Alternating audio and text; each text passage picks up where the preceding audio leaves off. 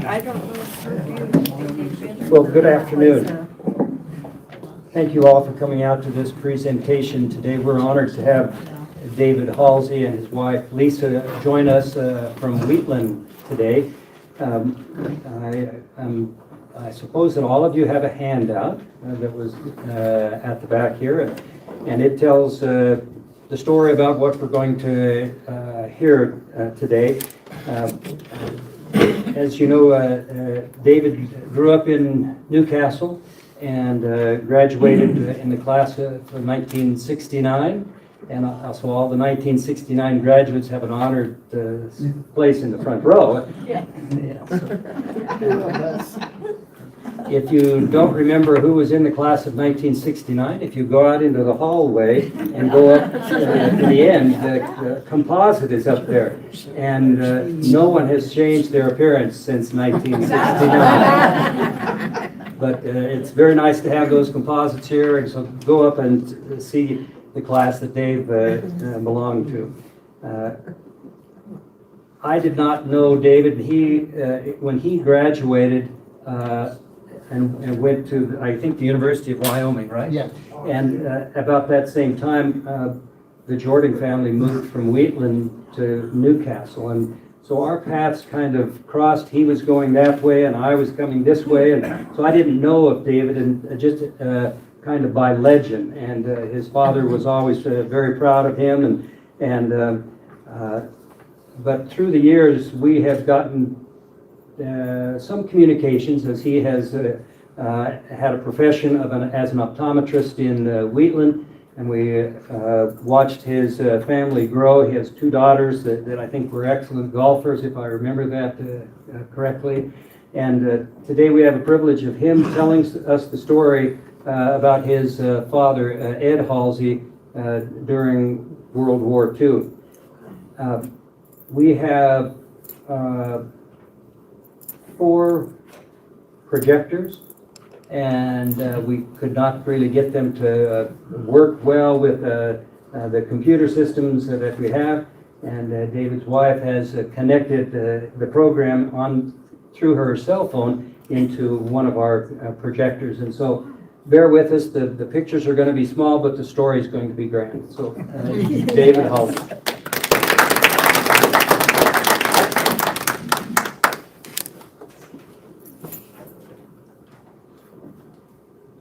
Well, what I hope to do is do a little different twist on regular World War II history. It's not going to cover D-Day. It's not going to cover Berlin or Paris. It's going to cover the south of France, southern Germany, and Austria, which a lot of people don't hear about. The way I did this was to utilize book titles. I call this The Citizen Soldier from the Greatest Generation. That's stealing from 2 books. One is Citizen Soldiers from Stephen Ambrose, and the other book, The Greatest Generation by Tom Brokaw. Lieutenant Halsey was just one of the millions of players in this big saga. But like anybody who volunteered and went overseas, he was willing to give his life, even though the start of his life had just begun. He had just gotten married, found out that his wife was pregnant with their first child. So it was starting out with great promise. I'm going to do this in 4 different sections. One is a quick biography of Lieutenant Halsey. Then I'm going to go through his military history. Then I'm going to go through some of the information that I was able to obtain from well over 350 letters that my dad wrote home in his year and a half that he was overseas.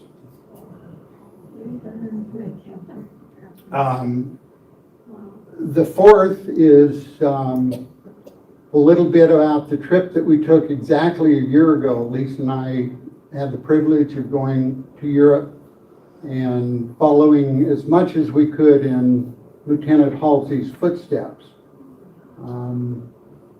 So I will show some slides of our trip there and how it's pertinent to the military history.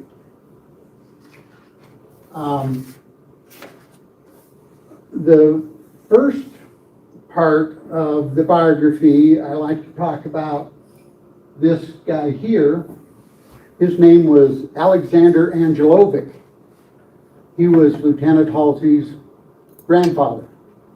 He came over from Slovakia in 1885 and came pretty much straight to Rock Springs, Wyoming, and joined the hundreds, if not thousands, of people digging coal in the coal mines in Rock Springs. He built this little house in Rock Springs.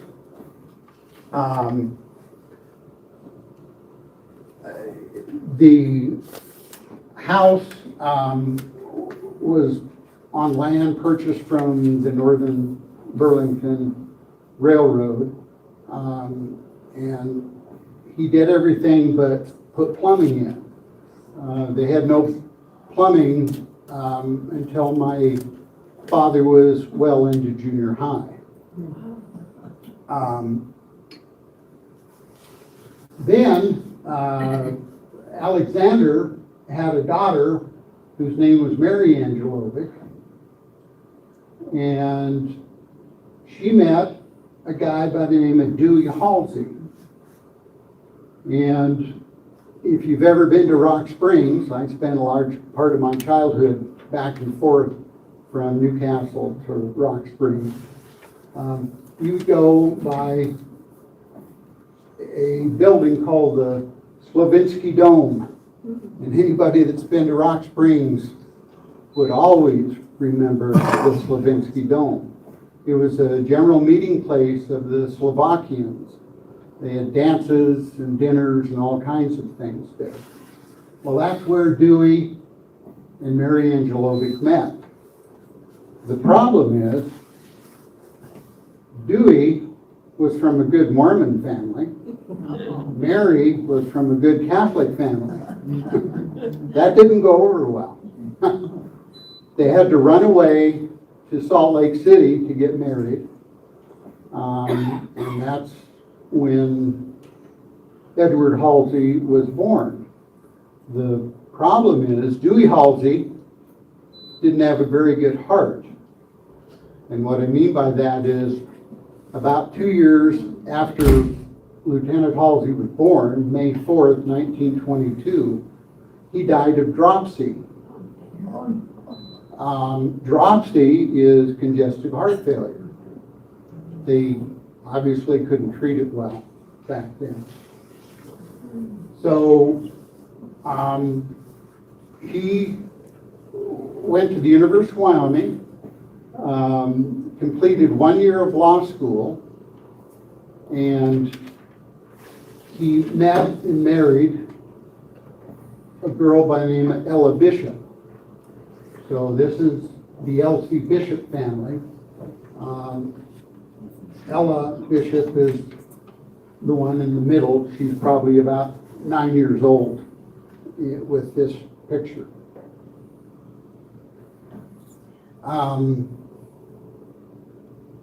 So that basically gets him from college into the military. He joins the ROTC in Laramie in April of 1943. And if we say that he joined April 1st of 1943, a very significant thing happened March 30th, the day before. Wyoming won the NCAA basketball tournament. And he happened to be good friends with one of the players, a guy by the name of Milo Komovich. The other player who was famous on that team was Kenny Sailors. So his first foray into the military was at Camp Walters in Texas for basic training. And a quote from one of my dad's letters says, "This hardened us into people whose business is to kill enemy soldiers and to keep from getting killed." He then, by a fourth of an inch, made it into officers candidate school and went to Fort Benning, Georgia for training there. He ended up at Camp House, Texas also for advanced training. And from there, he was sent to Camp Kilmer in New Jersey, where they boarded a ship from Italy. It was a ship that Mussolini had sailed the Mediterranean in and had been captured, turned into a troop transport. It took him 14 days to get across the Atlantic, zigging and zagging, avoiding U-boats.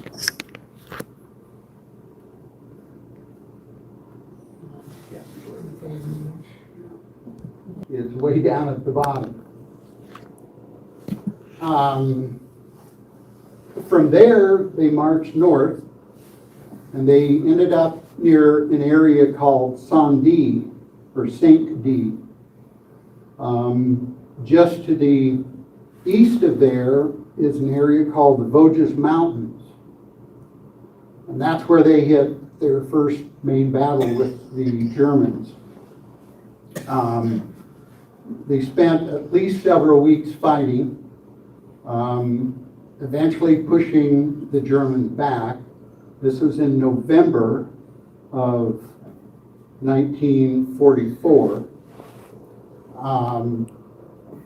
And it's an area that's kind of interesting because they have history that goes back to 58 BC. It's an area that Julius Caesar fought the Gauls and pushed the Gauls back to the north.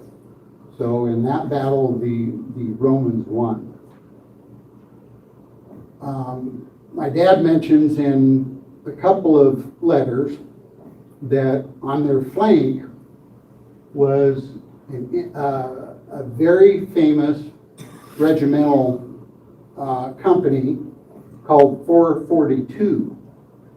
And what's amazing about the 442 was made up of Japanese American soldiers. In Japanese history, if you were in the generation called the Nisei, that was called the second generation. So these were second generation Japanese Americans. And they were the most decorated outfit in all of World War II. They had 21 Medals of Honor winners.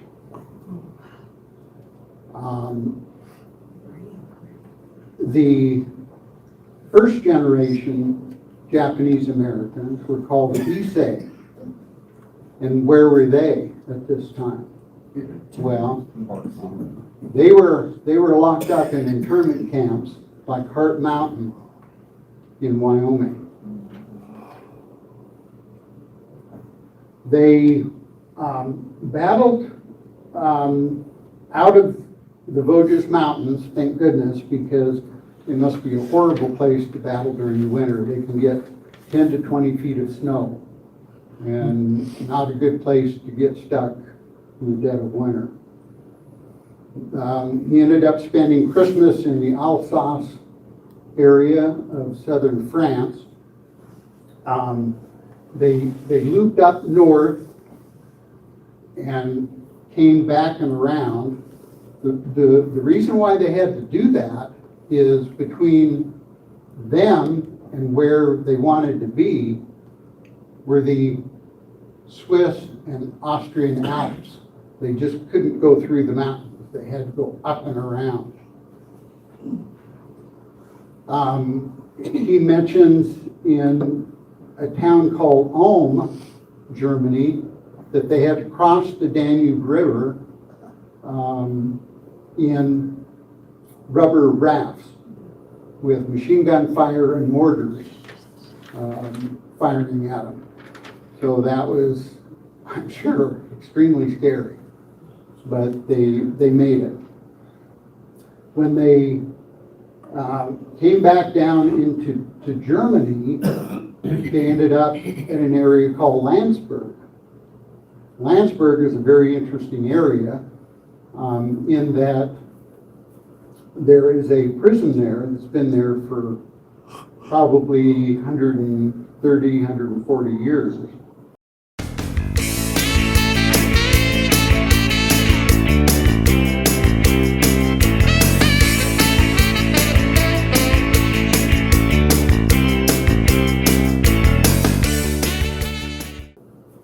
There is a prison there that's been there for probably 130, 140 years.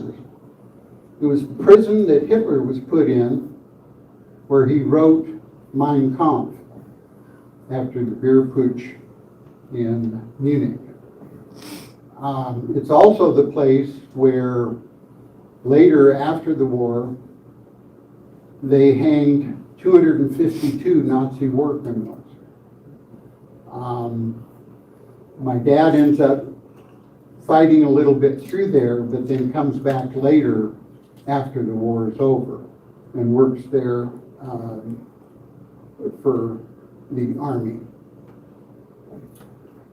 As they loop around, they're basically told by Eisenhower that they need to get to the Innsbruck area. And there's a very good reason for that. Innsbruck, strategically, is an area where, of course, there are the Alps there, and there's a phenomenon known as what we call the National Redoubt. And what it means is it's an area of a strategic location where you can get away from the enemy if the enemy has taken all of your land down below. It's a safe area. It's an area where you know the enemy won't get to you. And the Alps seemed like a good place. Eisenhower sort of planned that that's what the Germans would do. What really happened, of course, is that the Germans were so scattered that Hitler stayed in Berlin along with Joseph Goebbels, but by then Himmler had abandoned the nest, Goering had abandoned the nest, and Donitz, who was an admiral, was way up north on the coastline. So instead of everybody congregating in the Alps and having one big battle at the very end, that didn't happen. But Eisenhower didn't know that, but he was planning on that.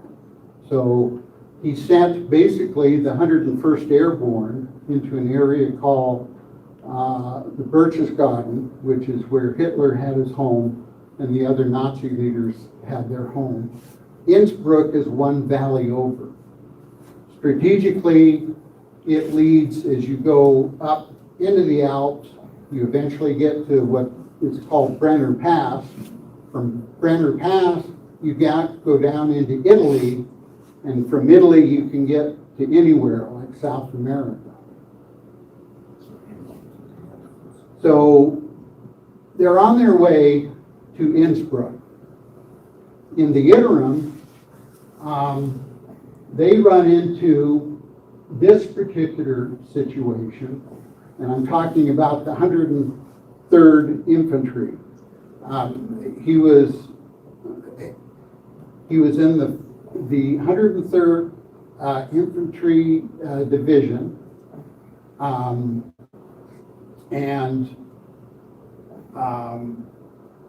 What happened is a little side story. Something called the Battle of Castle Itter happened. And it's a fairly interesting story. Castle Itter was a medieval castle, dates probably to the 1400s.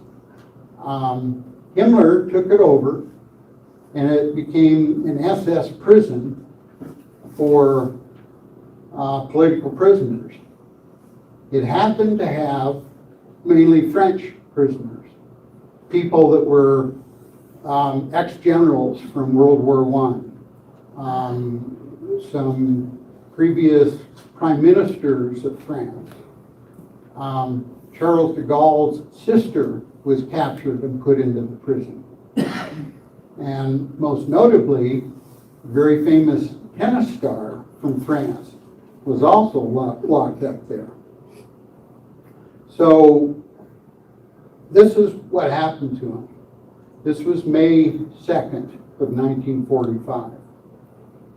The war is almost over. The commandant of the prison was told, kill all the prisoners. Don't let anybody get away. He was told that by the commandant of Dachau, which was not far away. The superintendent or the commandant of Dachau had made his way to the Castle Itter,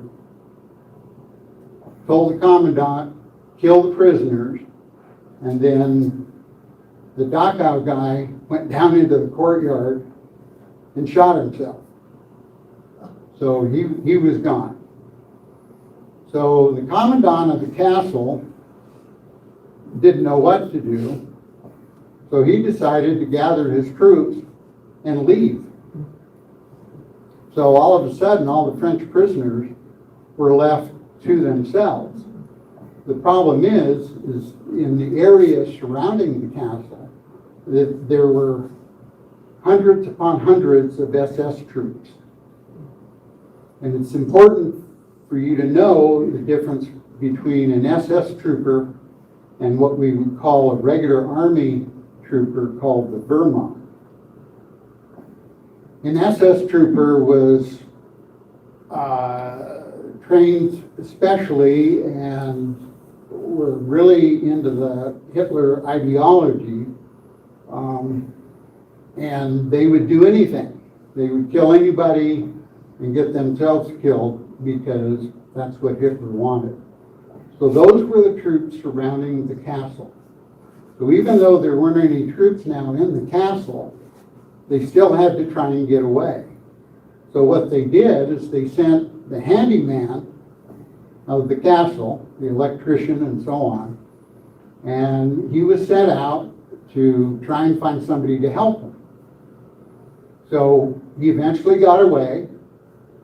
The first troops he met were the troops from the 103rd Infantry, in which my dad was a part of. And he said, we need help. We have these 14 prisoners that need to be helped. Can you come and help us? Well, the 103rd said, no, we were told to go straight to Innsbruck. We can't vary. Well, it just so happened that there was a guy whose name was Jack Lee, who was a commander of 2 tanks. And he volunteered. He said, hey, I'll go in and try and get these prisoners taken out safely. Well, in the interim, as he was getting ready to leave, another guy showed up who was a major in the Wehrmacht. He approached the American troops with a white flag and said, I would be willing to help also. I have 20 troopers with me. He had decided somewhere along the line that he was on the losing team, he thought he'd switch sides and get on the winning team. So he decided to go with the U.S. troops. And so under a white flag, he approached Jack Lee, and with both the American soldiers and Vermont soldiers, they had about 26 soldiers and 2 tanks. So then they went up to the castle. They put one tank at the bottom of the hill, one tank at the top of the hill, and as soon as the last tank was in place, the SS troopers from all sides just started firing on them. And they had an intense battle for probably 6 to 8 hours. Because it was a medieval castle, they started in the outer courtyard, then they were forced to the middle courtyard, and then finally they were in the central tower. You can just sort of see here.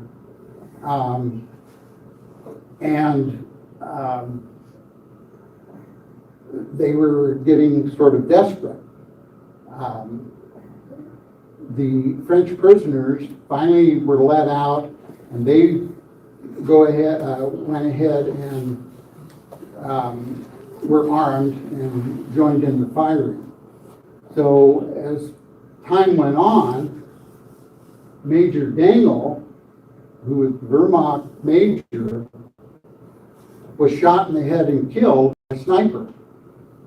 So all of a sudden, Jack Lee was in charge of 26 troops, of which 20 of them couldn't speak English. And he wasn't sure if they were going to turn on him because they were starting to lose the battle. So this is where the tennis star comes in. He volunteers to jump over the castle wall and try and find help. And sure enough, he was able to do that. He got through the SS troops in the woods and found the reinforcements that Jack Lee had asked for to reinforce him, and finally showed him the way. So by the time it was all over, the tennis star was able to bring the U.S. soldiers and ended up saving everybody but Major Dangle. What's interesting is after this was all over and done with, they named a street after the major for his help. It's one of the few times in which regular U.S. soldiers and regular German soldiers fought against the SS, which is very unusual.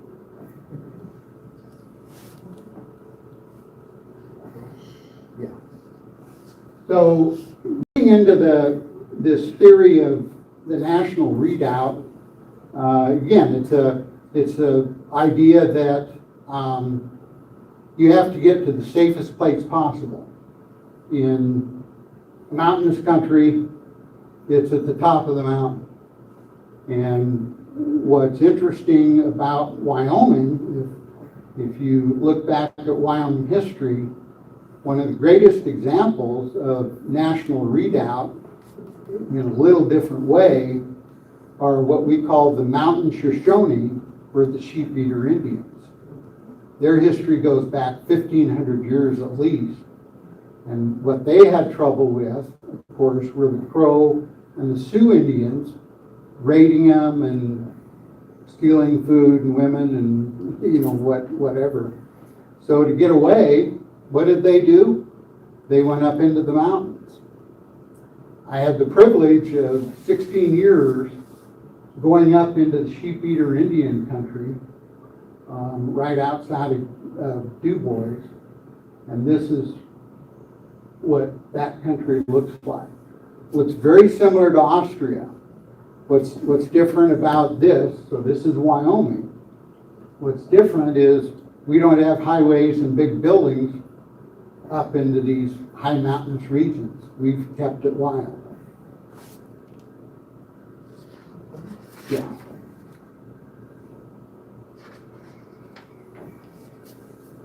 So, some interesting characters that my dad would have met and gotten to know a little bit. One is a guy by the name of General Anthony McAuliffe. He was assigned to lead the 103rd Infantry in January of 1945. His claim to fame, of course, is when the soldiers were surrounded by the Germans at the Battle of Bastogne, and the Germans, under a white flag, came to the U.S. troops and said, "You're surrounded, please surrender." And his answer to them was, "Nuts." So he's the famous guy who did that. The next guy is a guy by the name of Ewing T. Kerr. When my dad was in the Innsbruck area, he went to Innsbruck to talk with the superiors, and the first guy he ran into was Major Ewing T. Kerr, who had been the Attorney General of the state of Wyoming from 1938 to 1943. And then after that, he obviously went to Europe and helped reorganize the Austrian legal system. What's interesting is I have the original telegram that Ewing T. Kerr sent to Lieutenant Halsey's father-in-law, whose name was L.C. Bishop. It turns out that L.C. Bishop and Ewing T. Kerr were the best of friends. And in a letter home, my dad mentions, "I think this is a good guy to get to know." Especially if you're going to practice law in the state of Wyoming. So,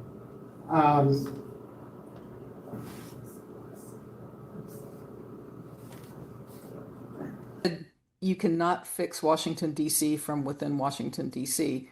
You have to fix it from the outside. It has to be citizen uprising. And the only way you can do it is through an Article 5 convention. There are lots of other ideas that people throw out there that aren't in the Constitution necessarily. This is a peaceful, legal, constitutional method for reigning in the federal government, which, like I said earlier, is the responsibility of the states. That's one of their roles, and they've abdicated that responsibility horribly. Our founders would be appalled that we're thinking of solutions other than an Article 5 convention, because that's the process they put in for this purpose.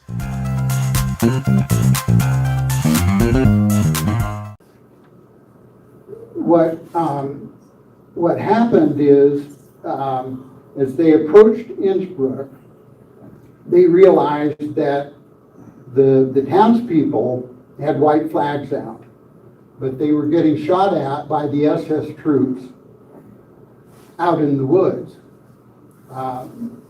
Lieutenant Halsey describes driving into Innsbruck in an open-air Jeep,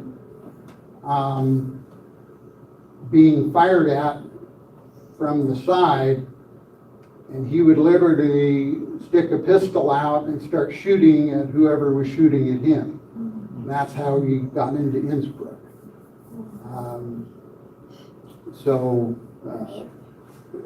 To me, that would have been very frightening. So this is a scene, and again, I apologize for being so small, but here are some U.S. soldiers shooting up into the mountains and into the forest because they were being shot at by the SS troopers.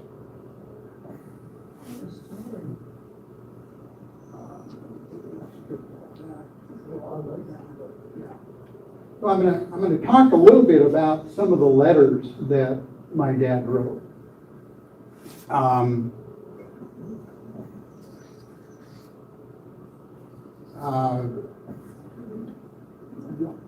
Of all the letters that we have, I don't know if I mentioned, we only have one that my mother wrote to him. So I don't think my mother wrote as often as he did, because she was home taking care of my brother Steve. But one of the things that my dad wanted were pictures. And so whenever my mom could get any new pictures, she would send it. Here's a picture of my mother holding Steve when he's about 2 to 3 months old in front of the apartment building in Chicago. That's where she was living at the time.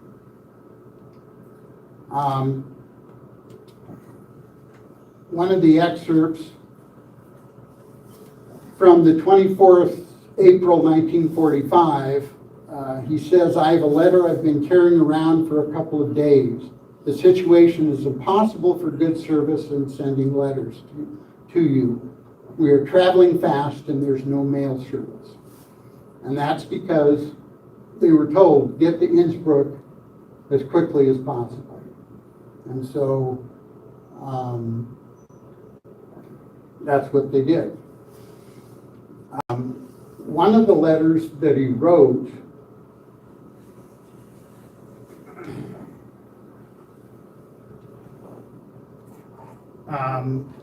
during that time when he couldn't send it is a fairly special letter, 23 pages long. Oh, wow. And it goes from about the 24th of April to around May 4th or 5th. Wow. So his comment of 4th May 1945 is, "During this time I haven't been able to write. I've experienced most exciting, weird, beautiful, frightening, unbelievable, and almost impossible events I ever hoped to. I can't tell them now, but someday I'll tell you." Wow.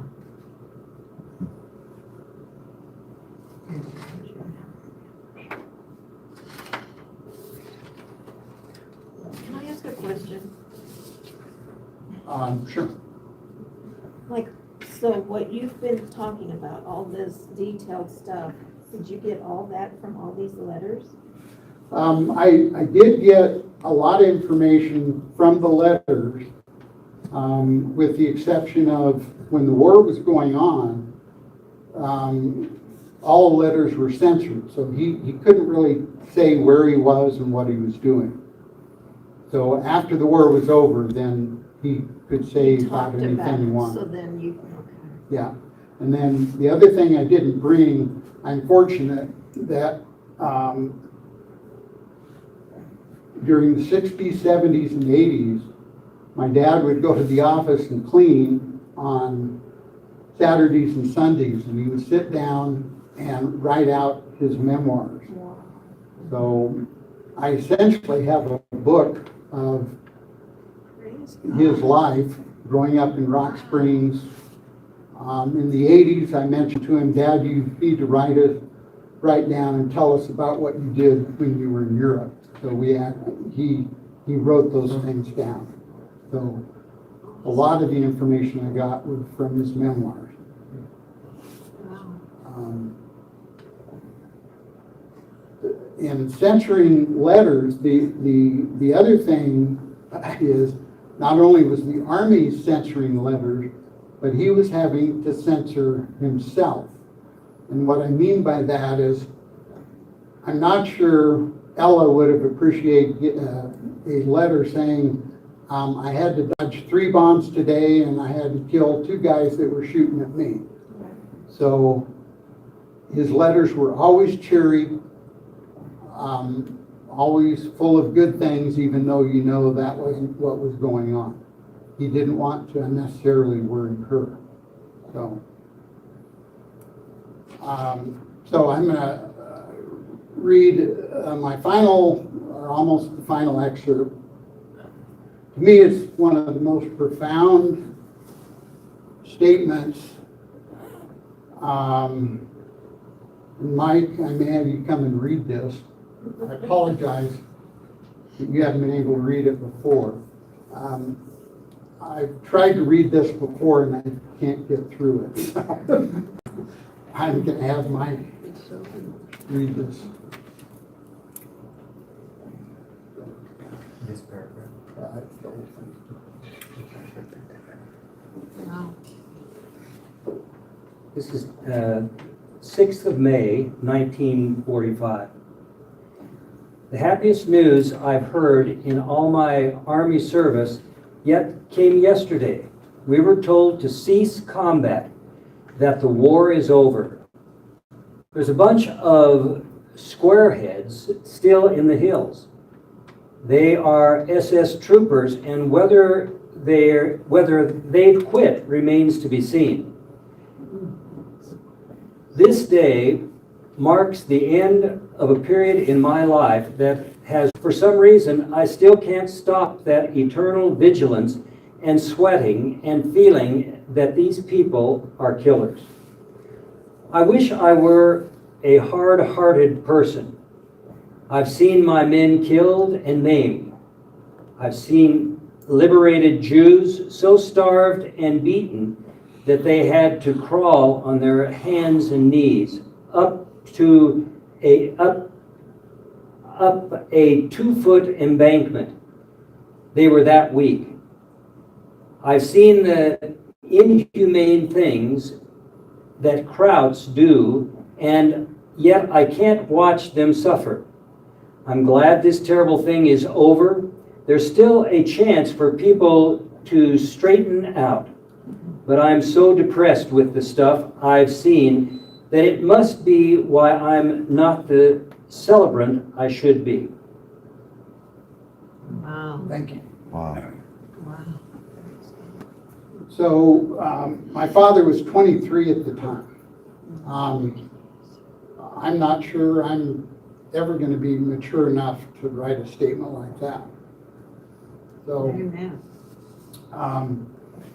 but things get better. Here's his letter from the 1st of June, 1945. I could live right here in this town, Solbat Hall, the rest of my life, if you and Steve were here. Innsbruck is only 8 kilometers away, and it's a big city. Well, Hall has 15,000 people, so it isn't bad. So he's already cheered up. So the final thing is to get into what Lisa and I did 1 year ago. I would love to have been able to start at Marseille and go north and follow where a lot of the battles that he fought in took place. I know that local historians in that area could lead me probably to the exact foxhole that he was dug in, because historians do those sorts of things. But that would have been financially impossible, and time constraints wouldn't have let us do it. So what we did is we eventually found ourselves in Munich. We did World War II stuff in Munich, and then we took a train into the Innsbruck area. My dad was called the officer of the day in a town called Solbad Hall. The history of Solbad Hall is it goes back to the 11 and 1200s. It was very, very old.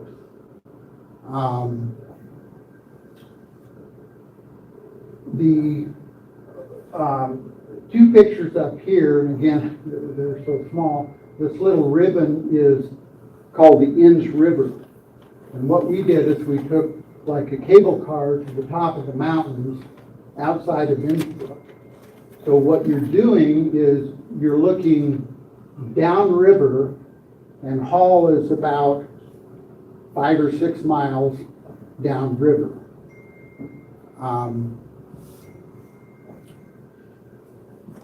The area around Solbad Hall is very similar to probably Thane, Wyoming, Pinedale, beautiful mountains, lush pastures, about as beautiful as it could be.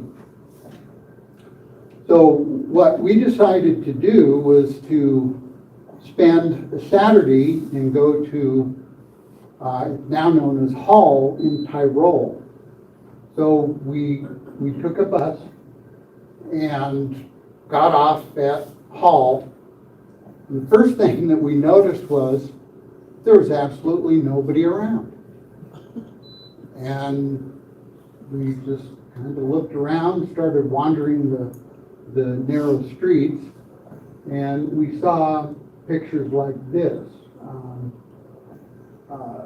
Big mountains in the back, these old buildings, quaint windows, so on and so forth. As we got closer to the city center, we could hear a band playing. So then we knew, something's going on. So we followed the music and we ended up getting into this square area. There was a fire truck, and so when all that was going on, I wandered up near the fire truck and I happened to ask this guy here, he's holding a camera, and I said to him in English, "Is the mayor in the crowd?" And in good English back, he said, "Oh yes, the mayor sitting out, and he's the guy on the end here." So when all of the ceremonies were over, it was a celebration of first responders. And so they had fire people, police, and so on and so forth. So the mayor was talking with a few people. And so what I did,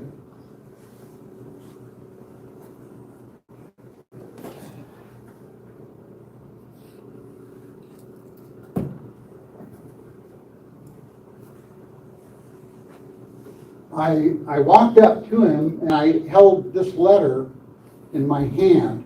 The letter's important because at the bottom is it's the official stationery of the mayor's office in Solbad Hall in Tyrol from 1945. Wow. My dad had used 2 envelopes when he worked in that office, because what he did, he was the officer of the day. He ran this little village. People couldn't go in and out of the village without a pass. And so it was Lieutenant Halsey who handed out the passes. And he liked it because he was an excellent typist. He got to use their typewriter. And so he borrowed their typewriter and a couple of envelopes. So I handed the envelope to the mayor, and he looked at it and said, "Oh, this is very interesting. You must tell me your story." So I started to tell him about Lieutenant Halsey, and all of a sudden he said, "Hey, let's go to the mayor's office." And I said, "Well, could I please get my wife and her friends?" So I rounded up Lisa and Terry and Clem, and we went on a long winding route and eventually got into the mayor's office. Well, the mayor's office is an incredibly ornate, beautiful room. It dates back, my dad even mentions in some letters, that it dates back to like the 1450s. Wow. The ornate woodwork, the desk that my dad sat at when he administered the village is still there. It didn't have the computers on it when he was there. It also, and I could leave any of these up to scan through, there are portraits that lined all of the upper areas that dated back to the 1600s, 1700s. It just so happens this picture here was the last mayor before my dad took over. And the reason why he was thrown out is that basically they were all Nazis. And you just can't let Nazis continue to run the town. So So, in the interim, I was lucky enough, the guy that I mentioned, is the mayor in the crowd, was a reporter for the local newspaper. So, as soon as I approached the mayor, two people were right on us.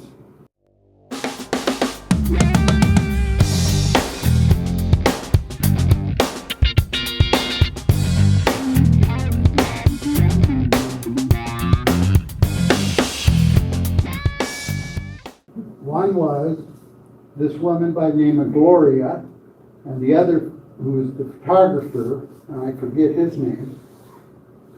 But they followed us, and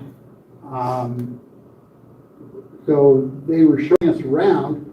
The mayor, whose first name was Christian, Christian said, well, let's go to the archives and see if there's any record of things.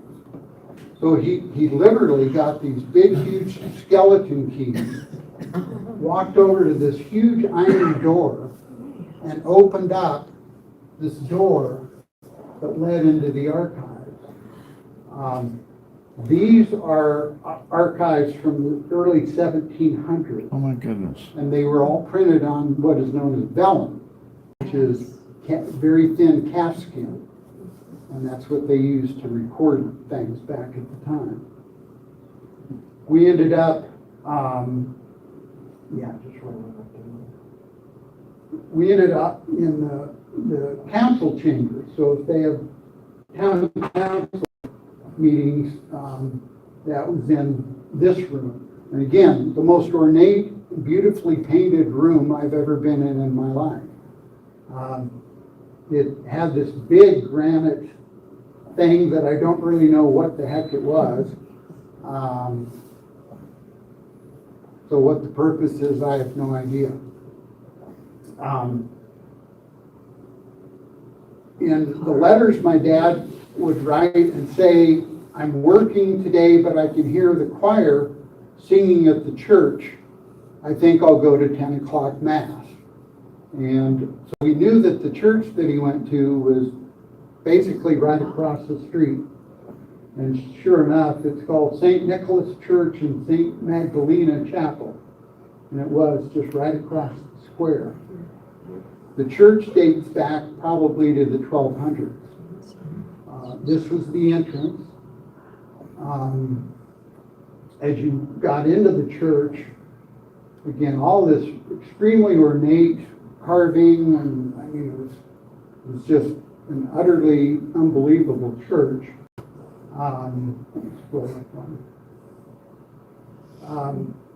The ceiling was illustrated sort of like the Sistine Chapel. I couldn't believe how absolutely beautiful it was. I noticed in the background was this beautiful statue. So as I walked up closer to it, I finally realized, and it's kind of hard to see, but it's a statue with the body is pierced by arrows. So at my talk in Platte County, a woman who is very good at Google yelled out the name, that's Saint Sebastian. Sure. Huh? Yeah, we got it. We knew it. Yeah. So this is the picture of the statue up close, but I think it's got 3 or 4 arrows pierced in it. Well, the summary of the whole thing is, I'm going to scroll to the last one. Gloria, the reporter, about a month later said, well, the paper's out, you're in the news. And so it's an online newspaper, and by golly, we made page 66. Did you get a copy of it then, or? Yes.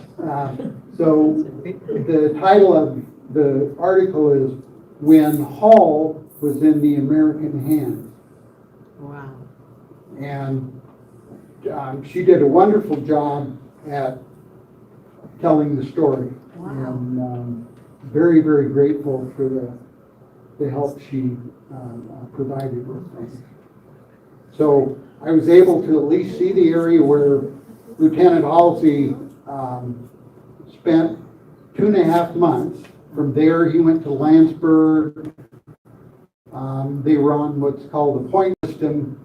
If you had enough points, you could finally sail back home. So in April of 46, he was able to go home and see his almost year and 4-month-old son. May I ask a question? Yes.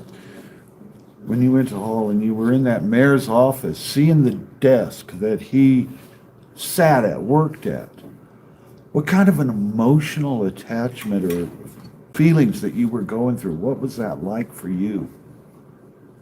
Well, I can tell you, number one, how fortunate we were to be there where the mayor was there that I could do it. It was a Saturday, so there's no way that would have been open. Right. And then to have him be so gracious Wow. and spend as much time, I think we were in there 45 minutes at Wow. least. So extremely gracious Praise God. in that regard. Now, What a gift. The weird part of the story is that I had written to what's known as the town archivist or the town historian. January, 6 months at least before we ended up there. Sent him an email and said, we're coming. What I would like to know are there papers in the archives that my dad was involved with.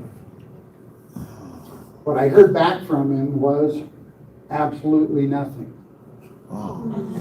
So I tried to send him another email, got nothing back.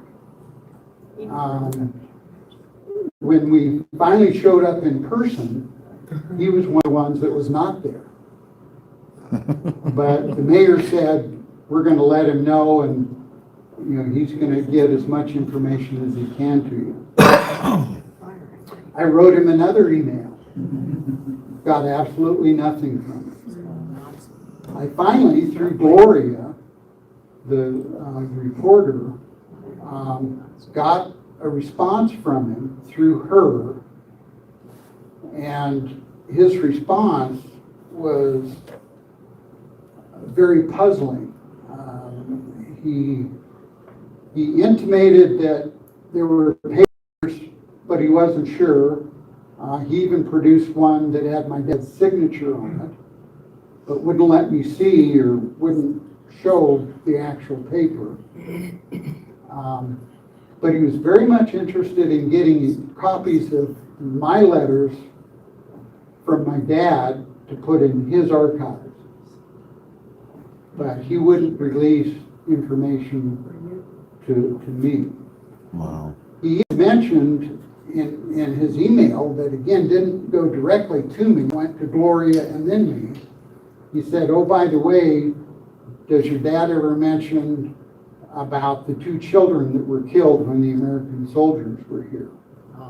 And sure enough, in one of my dad's letters, my dad said there were 2 children that were run over by a truck driven by an American soldier. And during the court proceedings, my dad was either the prosecuting attorney or the defense attorney. I can't remember which. But to ask a specific question about my dad, about this sort of thing, tells me this guy knows a lot more than what he's letting on. Yeah. And to this day, it's the puzzling part of the whole thing. Why wouldn't he release any of this information? But that's just the way it goes. You won't live forever, David. No. Does that mean I should go back? Well, if Lisa in our budget can get that worked in, I'd love to go back. Did your dad ever go back, Dave? No, He never did. no. He He wanted to, and I don't know why he didn't. Yeah, in fact, growing up, my dad never talked about his time during the war. Even his memoirs, there were probably 20 pages of his Army service. But the thing is, he didn't give us the memoirs till about 4 years before he died. So even then, He was private. yeah, he was like a lot of the veterans from that era. They just didn't talk about what Yeah. happened to them. So I've got all my reference stuff up here. And so if anybody has any questions or anything, but yes. Do you think there's a possibility that the children that were killed might have been related to him or something, and he had a personal vendetta? I think that's a Kind of very, thing. very good likelihood. You know, That would villages make like sense to this. me, thinking about human nature. Yeah, yeah, and if I really wanted to pry into this, I could contact Gloria, and I'm sure that the local newspapers of the time would have articles about it. So I'm sure I could follow up on that if I wanted to. Yeah, I- you I- certainly did a marvelous job contacting the right people, and God had to be with you to discover Oh. everything you did, and this has been so interesting. I Yeah. love it. Was there thought about that he was going to, once the war ended in Europe, that he was going to be transferred to the Pacific and to the Japan? Yes, and in fact, he wrote in his letters that he was unsure what he was going to have to do. He was very willing to go to the Pacific Theater because that would have allowed him to go home and maybe spend 10 days with Ella and Steve and then proceed to the West Coast. But I guess fortune is that he got to stay in Europe and he ended up living through. The one thing I forgot to mention, he was wounded after the Landsberg area. And he had a German 88 explode near him, and he got some shrapnel. Oh. He ended up 2 weeks in an army hospital in Nancy, France, and then was transferred back. By the time he was transferred back, he was put in an administrative role. His role actually as a fighting soldier was called heavy weapons. He was in charge of 80 millimeter mortars and 30 caliber water-cooled machine guns. So he was basically on the front lines most of the time. Wow. But in one of the letters he wrote, he said, "We're lucky. The Russians are doing 40% of the work. The Air Corps is doing 40% of the work. We're only having to do 20%. And so he was grateful for sort of what the Russians were doing in the Air Corps because it made their job much easier. Except when you had to fight against the SS troops that were all massing in the Austrian Alps, because that's where they thought Hitler would go out fighting, but that's not what happened. David, I just wanted to say that a lot of us in Newcastle did not know your father very well. But for the short time that we knew him, he was a very gracious and kind and fair person.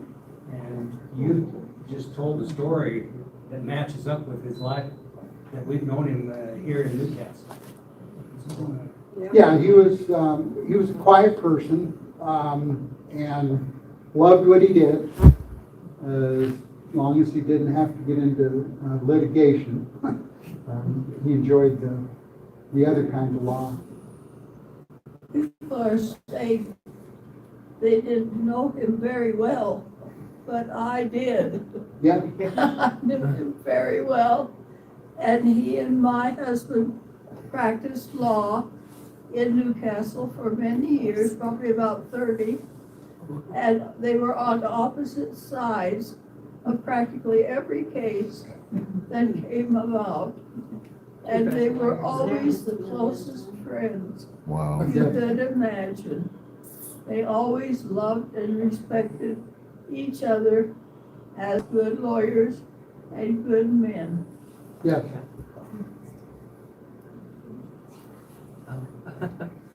Any other questions, or what I can do is turn the computer around. Anybody that wants to see any of these pictures, you're welcome to scroll through and look at the pictures.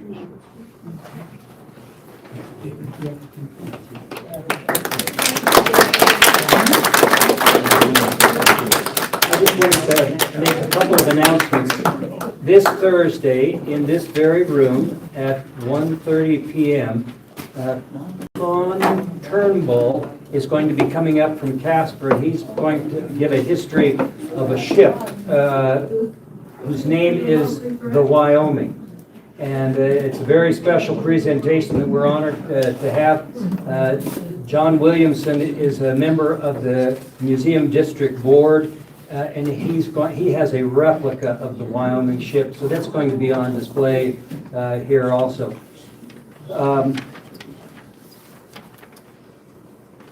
On the back table here by Bernie, there are some copies of 2 Monopoly games.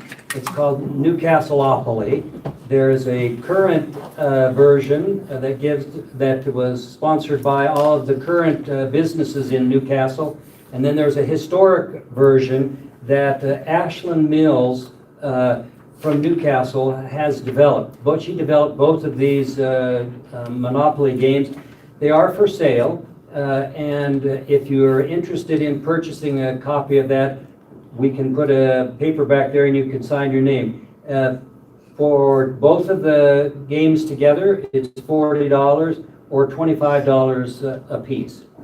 Also on the back table are copies of a CD. These 2 CDs were from the Newcastle High School Choir of 1963 and 1964. The Historical Society They are has absolutely beautiful to listen to. They really are. Historical Society has those for sale. Both CDs, the set is $20. So if you're interested in that, we'll have a piece of paper back there that you can sign up and we can get you that. I really appreciate the attendance today, and thank you to Dave and Lisa for giving us their date up from Wyoming. Thank you.